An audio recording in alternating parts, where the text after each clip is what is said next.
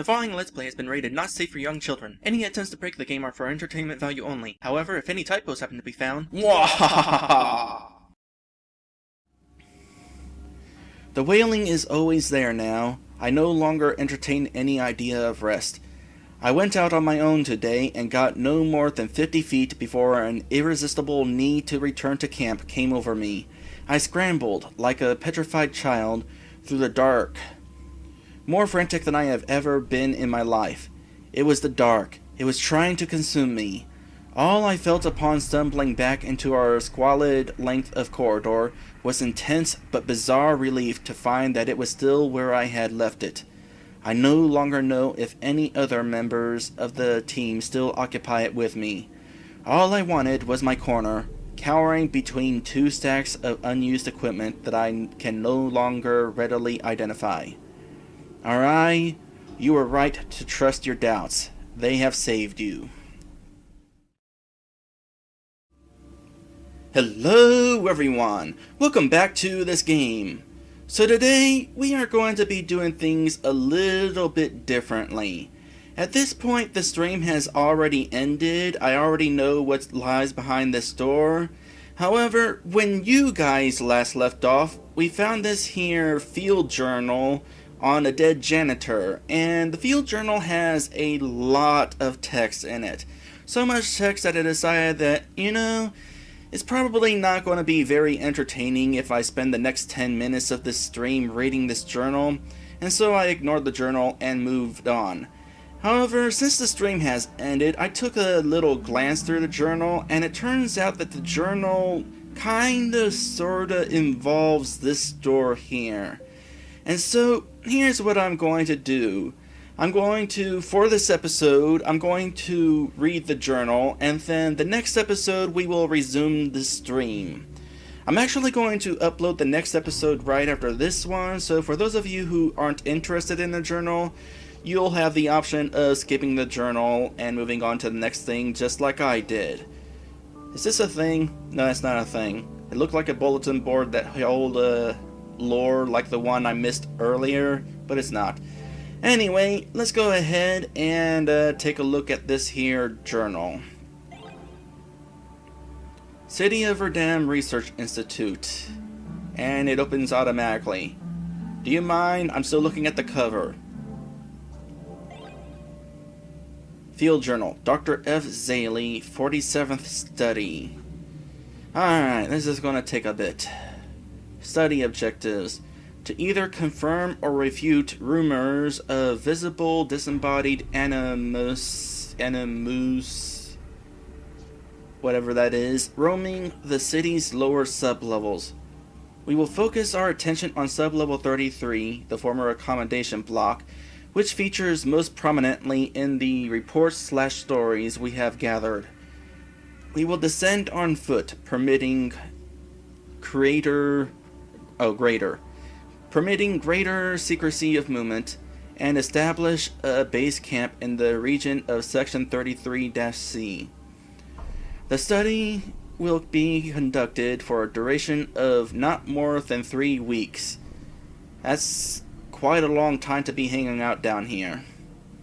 As a precautionary measure, we will taking provisions for 4. As a precautionary measure, we will taking provisions for 4. There you go. Also, throughout this journal, there's going to be little markings from other people in here. There's going to be a guy who writes in little cursive, and there's going to be a guy who writes these big blue letters. I don't know who the other person is, but I'm assuming that the person who's writing this is the janitor whose body was holding this journal that we found. Obviously, the janitor did not survive. Obviously, because I already mentioned he was dead. Preliminary overview. Hypothesis. It has long been understood that every human possesses an animus, which externally stores memories and sources our capacity for emotion/abstraction. This is a scientific book. It's going to be really confusing to read. Doesn't help that the text is so small. As was mentioned before, this game was kind of sort of made with playing in full screen in mind. However, that's not really an option for me. As it turns out, even though I'm not looking at a chat, if I do full screen, actually I can just show you. This happens. I don't know if it's doing it yet, but in the recording the screen's going to flash. So yeah, not really an option to do full screen. Although it would certainly make things easier for me to read. Let's see. I understood that every human possesses an animus, which externally stores memories and sources our capacity for emotion/abstraction.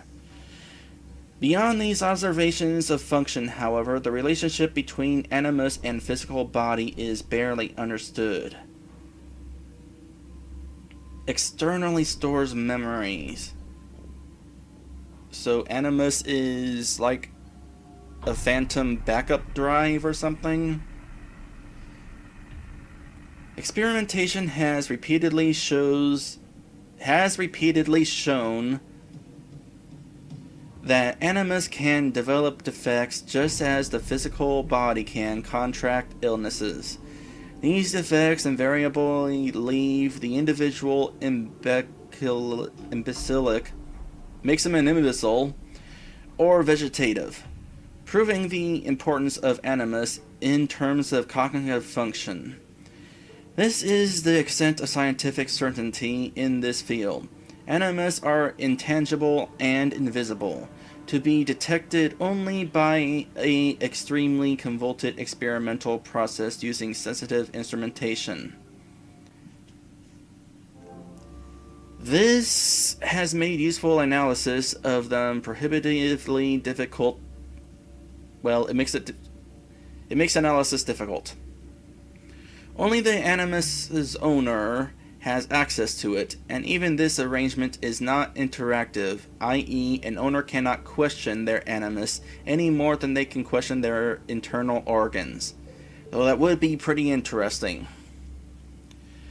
The assertion that an animus cannot survive the death of its physical host has been agreed upon by many different scientific fields. It is therefore presumed that the rumors will not be proven true. But if they are accurate, even partly, the yield of data would be of astronomical value. No other instance of disembodied animus has ever been reported, let alone confirmed. You know, I'm getting like the impression that the animus is like a soul, except the fact that the soul can become sick, maybe it's not quite the same thing. We will perform methodical searches of sections 33b, c, d. These are the focal points of the accounts we have gathered. If we discover any disembodied animus, we will devote the remainder of our time to studying them as intimately as possible. To this end, we are equipping ourselves with a complete spectrum of analytical tools and engines. You know, think on it, these animus might actually be those ghost things that we've been fighting so far in this level. Alright, here's Janitor's writing. Tools plus engines valuable? Search 33-C. Looked in Canteen Recall Archives. Nothing? Is this a clue or something? Are we supposed to be able to find stuff in these areas to figure out stuff? Maybe, maybe not. I mean, at this point, it probably wouldn't matter because we've already figured out how to get through this section. Alright, Senior Researcher, Dr. F. Zaley. Institution ID, that. Signed, F. Zaley. It has occurred to me that these handwritten sections, they're probably actually handwritten by the actual creators of this game. Either that or they would like drawn with a mouse to mimic writing, but I can't imagine that would be terribly easy to do. Authorized by Verdum Research Institute Directorate. And here's where the third person comes in. This sort of handwriting is common in this book. Maybe a supervisor or something? As an aside, Doctor, I would like to make a personal plea that you abandon this assignment. The sub-levels are condemned in more than one sense, and you are no longer in the prime years of vitality. It is only because of the respect the Institute owes you that this study has been given authority to go ahead. No small fraction loss will be thought of you if you give up this investigation before it is too late. A supervisor or maybe a colleague? I'm going to say it's a colleague. Oh. And I guess this is the doctor herself, or himself? I'm going to assume it's a girl. I do not accept that this ambition is beyond my strength to achieve. I would prefer that respect and insult were not simultaneously offered by the left and right hands. So they're writing notes to each other in the research book, which itself is being typed out. Alright, journal section. To be kept daily as per Institute Expedition regulations. The sub-levels are in a worse state of decay than any official descriptions even speculates. The effect has been accelerated. Somehow the expected factors do not account for this level of degradation. Failing pump systems, lack of regular maintenance, the deactivation of necessary ale filtration units. Are you describing what's wrong down here? Or are you about to continue something that involves the failing of pump systems? Yeah, I'm guessing you're describing everything that's failed down here. By the way, the pump system, that's going to be mentioned here soon in this series. I don't know how important it is, but it is apparently important enough to be mentioned more than once. Many of the electrical boards have failed. The dark this produces is so absolute that it is almost as if there is negative light, rather than merely an absence of it. All shapes and shades are lost. My senses are starved. Spans of only a few feet may be perceived as infinite voids. My eyes reach out further and further until they ache, but can detect no stimuli. In other words, dang, it's dark down here. This has presented obvious navigational difficulties. I had surmised that since the sublevels remain inhabited, that their lighting would be in generally working order. The further down we go, the less this is the case.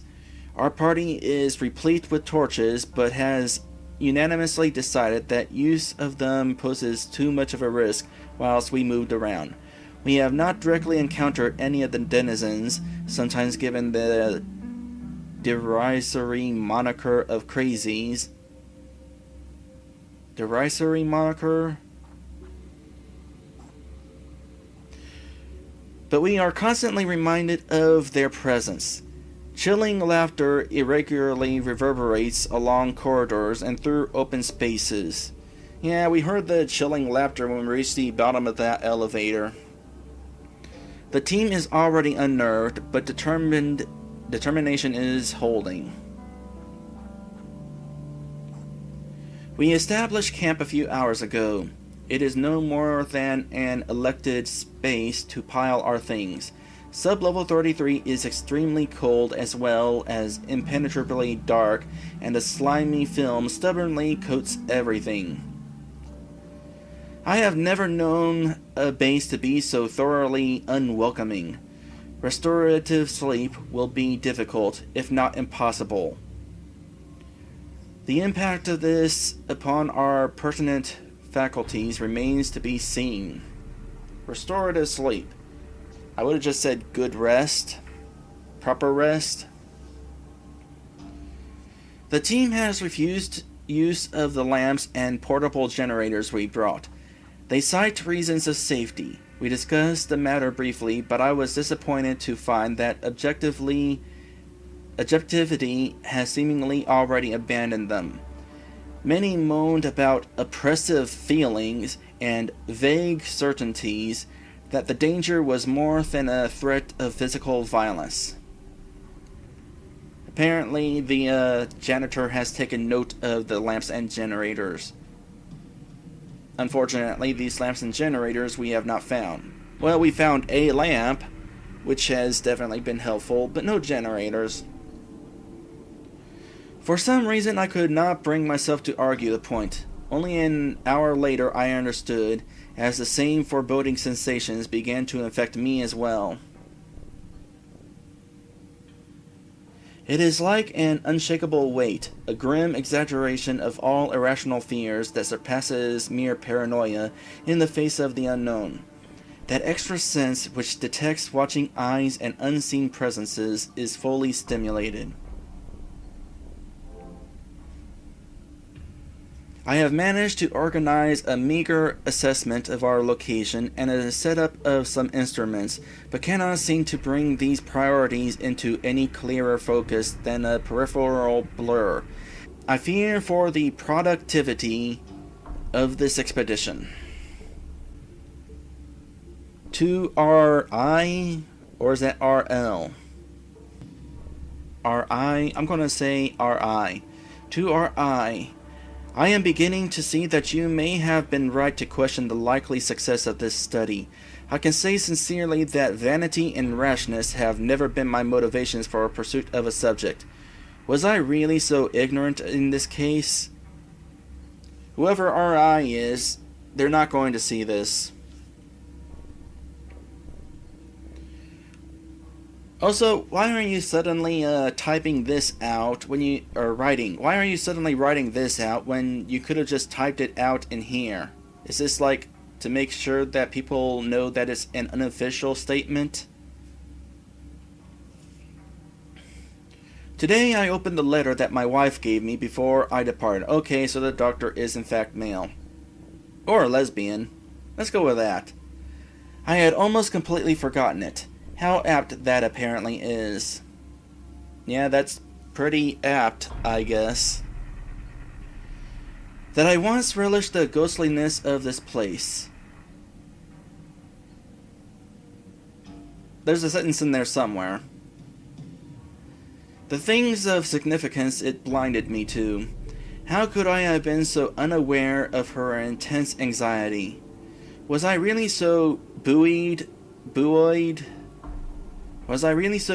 by anticipation that I was totally unaware that she feared in a very burdensome sense for my life?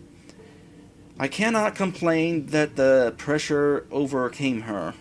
It is my own fault, after 42 years of marriage, if I could so foolishly disregard her unhappiness. This is personal. No clues here. So, this is personal, but this is also personal. So why is this handwritten?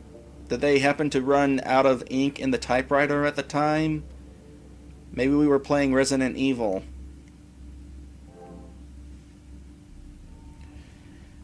A voice woke me. Oh boy, here we go. Like something from the edge of a dream, its words were gone the instant I tried to recollect them. It was only dimly startling. I have entered into a cycle of such infrequent and restless sleep that nothing any longer holds any clarity. All waking moments are beset by strangeness hallucinations caused by my mind's total lack of stimulus. I recall a study wherein a series of subjects were placed in cells specially designed to completely stifle all sound and light. Within 6 hours, one of the subjects had broken fingernails trying to claw her way up a wall to avoid the hissing snakes under her bed. Another, who was tested before and after the experiment, was certified on both occasions as being mentally sound, conducted a full conversation with a second non-existent person. The possible relation of this to my own situation has not escaped me, even as I begin to lose faith in my own lucidity.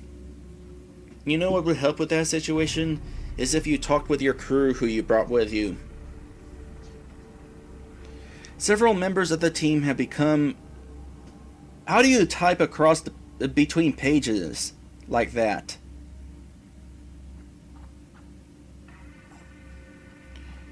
Several members of the team have become obsessed with fortifying our locations against whatever it is that so personally terrifies them. But the sounds of their frantic work are almost comforting. Only, I am ashamed to say, because it reassures me to know their fears are currently more consuming than my own. Some others, I think, went to find a different, more defensible location for our camp. Nobody attempted to dissuade them from a blind march into the darkness. This was perhaps 4 hours ago. None have been heard from since. You know, you should have brought a team of capable fighters down here since you knew this place was so dangerous. This would have been the smart thing to do. More writing from the general.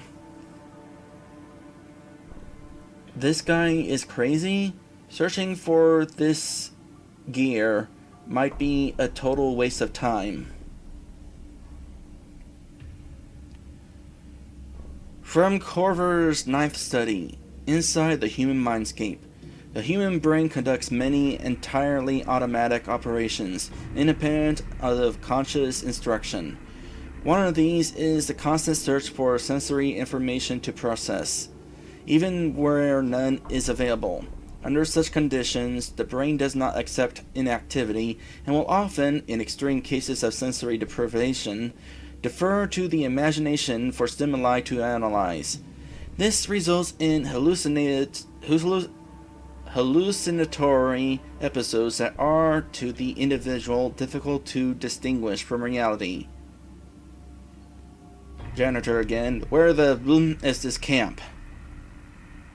That's a good question. Oh boy. You know, I was kind of hoping I was closer to the end of the journal than this. The wailing is always there now. I no longer entertain any idea of rest. I went out on my own today and got no more than 50 feet before an irresistible need to return to camp came over me. I scrambled, like a petrified child, through the dark. More frantic than I have ever been in my life. It was the dark. It was trying to consume me. All I felt upon stumbling back into our squalid length of corridor was intense but bizarre relief to find that it was still where I had left it. I no longer know if any other members of the team still occupy it with me. All I wanted was my corner, cowering between two stacks of unused equipment that I can no longer readily identify. Alright, you were right to trust your doubts. They have saved you. Again, RI is a colleague who apparently has stayed behind.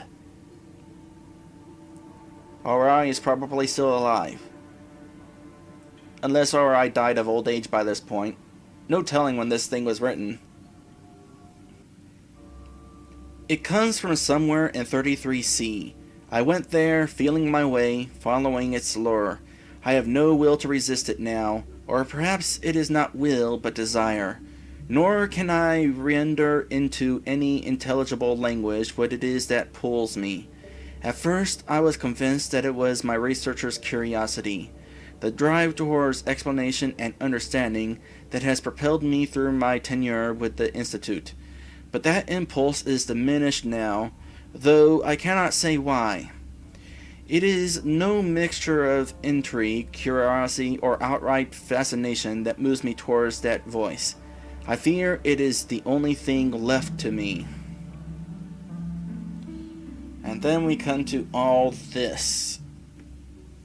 This stuff right here is why I decided not to let you guys read this on your own, because in the recording, this is pretty much unreadable. Even like this is almost unreadable, but I'm gonna try. Is there a spiritual element at work here? Some or all factors of this experience defy theorizing, defy rational explanations. even in the subterranean caves northwest of Erias, I found the lucidity to pause and explain the shimmering lights and the water's beautiful, gravity-defying sculptures. It is a matter of pride that I have never failed to yield some new insights, whatever my chosen subject matter. Think on it, that Erias place with the waterfalls.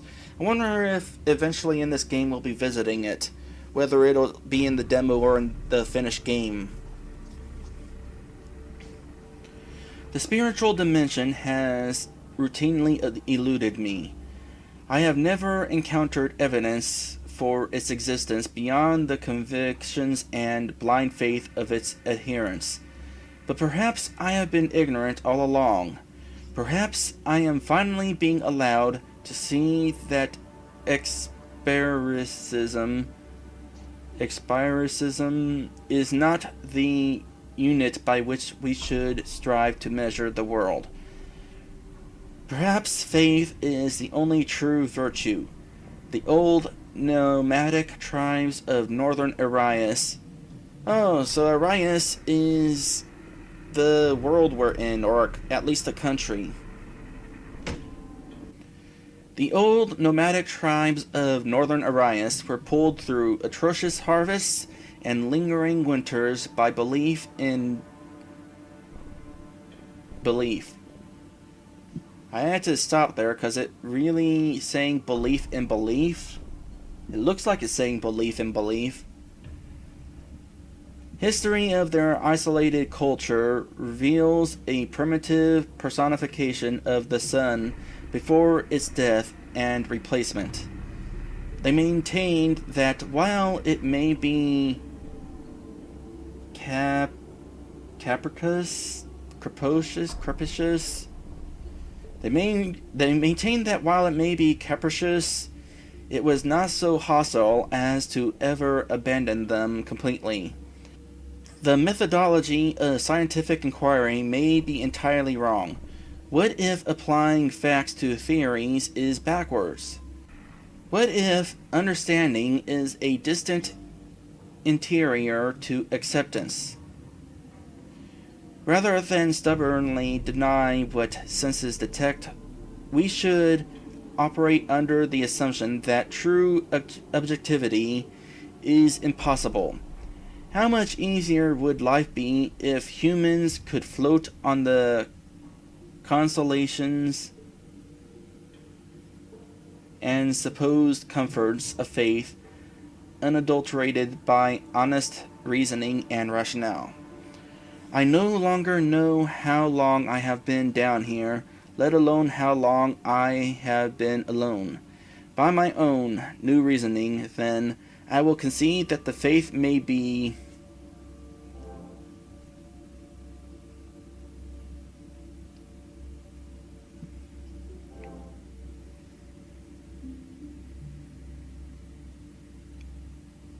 length.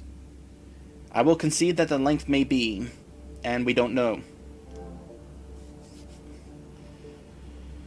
The problem lies in the area's fuses and breakers. Several are missing, possibly looted.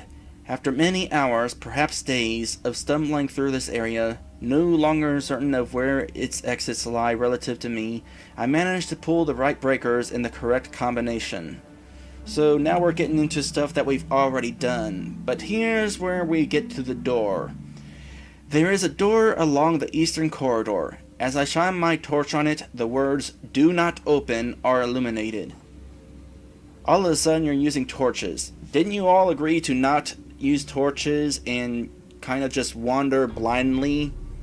You know, things would have gone a lot better down here had you just used those torches to begin with. The cry comes from beyond it. The cry which was mentioned here and I assume here.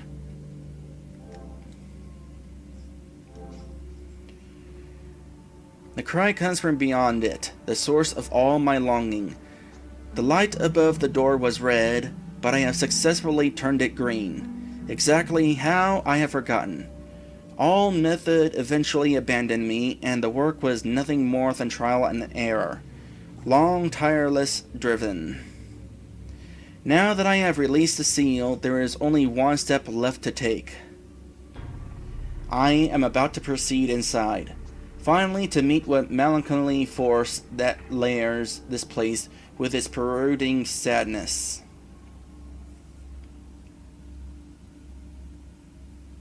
More of the janitor's writing assumed. There's no body, so wherever this person who's writing this is, who knows?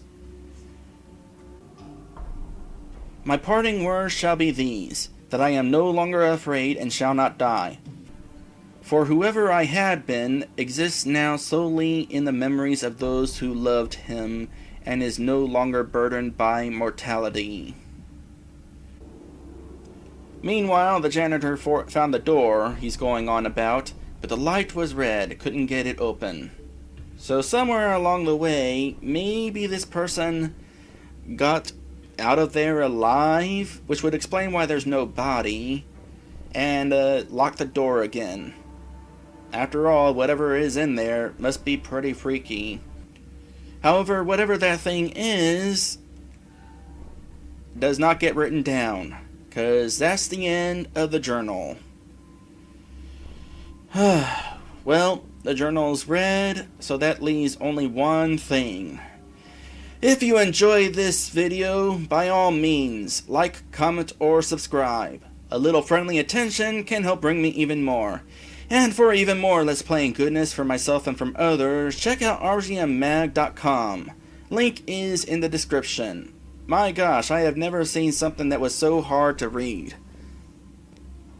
I mean, it was bad enough that there was some complicated wording in there about stuff that, quite honestly, I'm not terribly interested in, but the handwriting, especially on that one page, my goodness.